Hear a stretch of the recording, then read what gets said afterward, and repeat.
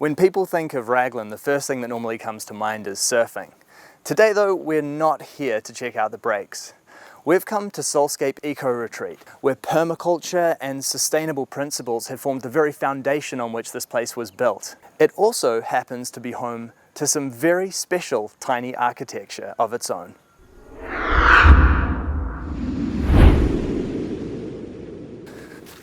G'day Phil. Hey Bryce, how are you mate? Good mate, how are you doing? Yeah, good, good.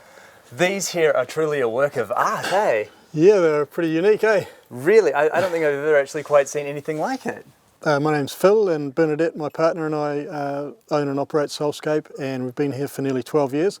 And we're essentially developing models of sustainable living for people to come and experience and be around and hopefully be inspired by. Earthbag building is really similar to rammed earth, but we use a bag as the form rather than doing like plywood shutters to create the space to ram the earth in. The bag comes on a spool, like a big spool of thread, and we unroll the spool, cut it to length, and then we fill the bag with earth. It's essentially like a sausage, so the bag is like the skin of the sausage, and you fill the sausage up, then you compact it around as you go around the building, and layer by layer you grow the building, and then over the top of that is plaster. And then how do you actually get this roofing system working? So yeah, we had a builder on site during, well, right through the whole thing, and he kind of worked out the structure of it, and timber's laid in there. It's just this timber that's coming out of the walls is just sitting on the walls. Essentially, there is a post in the middle somewhere there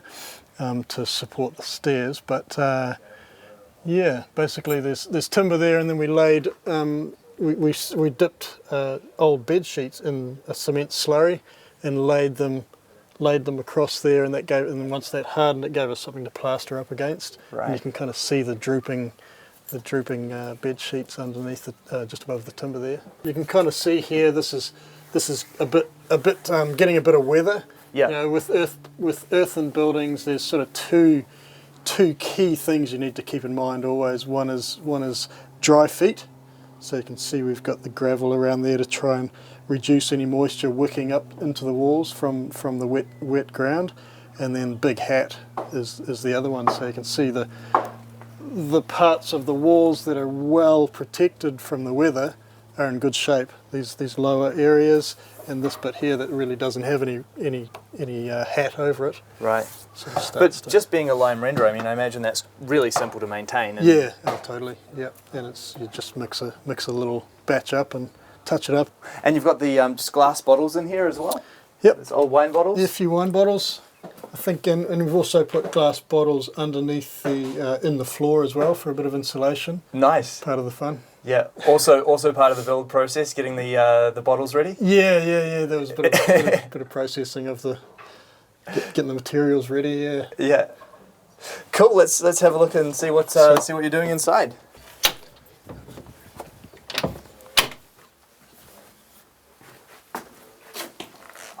So it's a funny little space, eh? This is beautiful though. It actually feels like you're stepping into a cave or something, eh? Yeah, or a little hobbit house or something, eh? Yeah. It really does. I really like this chunky lintel here. Yeah, that really kind of rustic wooden beam. Yeah. Very nice. Made a feature of that, and they kind of got creative with the way that the floor was laid out and really balanced all the timbers, and yeah.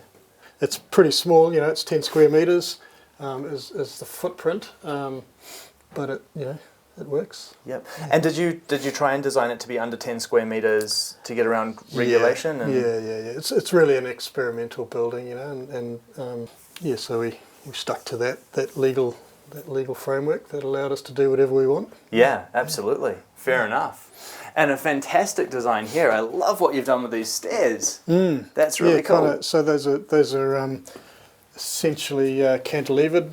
Initially we had them fully cantilevered, but there was a little bit of spring in there, and we thought, no, let's give them a bit more support. Yeah, fair enough.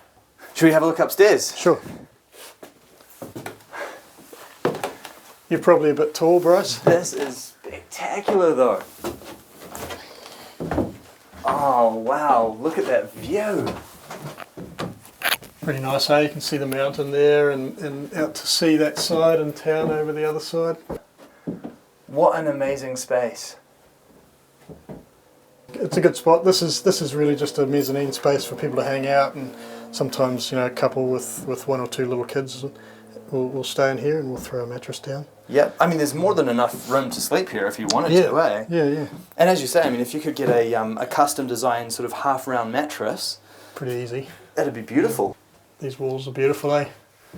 Smooth, and it's just such a simple process. The plastering is such a simple process, and everyone just loves getting their hands in the mud, you know. So. One of the things that I love about earth construction is that it's so simple for people just to get out there and do it themselves, And you can really, even if with no experience in building, be a really integral part of the construction of your own home. Totally. And I think that's kind of an interesting thing. You know, being an integral part of the building of your own home is important. You know? It just gives you that real sense of place and you know, sense of ownership of it. I think that's quite important. Yeah, you're absolutely right. Let's check out the second one. Sweet. Again, so beautiful. So it's just a simpler construction, but essentially the way that we construct it, there's a post in the centre with a chain on it, and that's how you get your circle, like a compass, you know. So you get your perfect circle that way. Right. And as you know, the first up to about waist level, maybe belly to chest level, you're pretty much straight, you know, the same size circle, and then you just start stepping one or two links at a time in on the chain, and you just bring the wall in. Yeah. And so I mean, obviously you've got these set up as accommodation right now, but if somebody was actually wanting to construct something similar to live in, it wouldn't take much to add a kitchen, a bathroom to this kind of design, would it? The way that this one's designed, you can kind of see that it's sort of a strange orientation, the way how we've placed the doors and that, and I can show you outside what we had in mind as far as expanding it into a proper dwelling. So with the Earthbag building, you've got to keep that curve happening. You can't have a straight wall. Right. Structurally, it won't hold. So what we actually thought of was putting another sort of half circle running around here.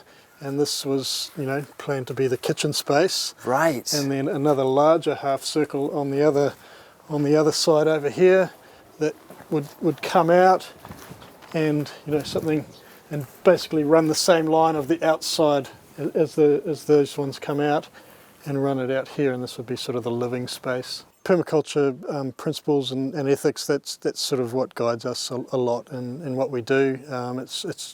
You know, it's a really sensible framework we see, and it's in our view, it's kind of the answer for society going forward. When you're doing an earth building like this, we figure something like 95% of the material that's gone into this building was sourced locally.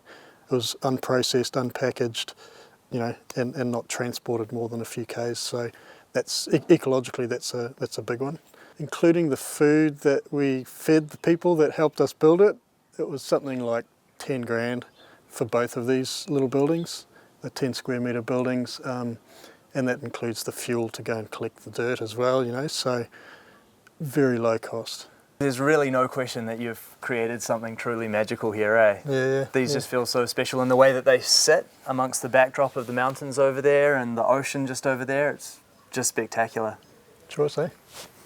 Good one. Good to meet you, mate. Thanks for showing me around.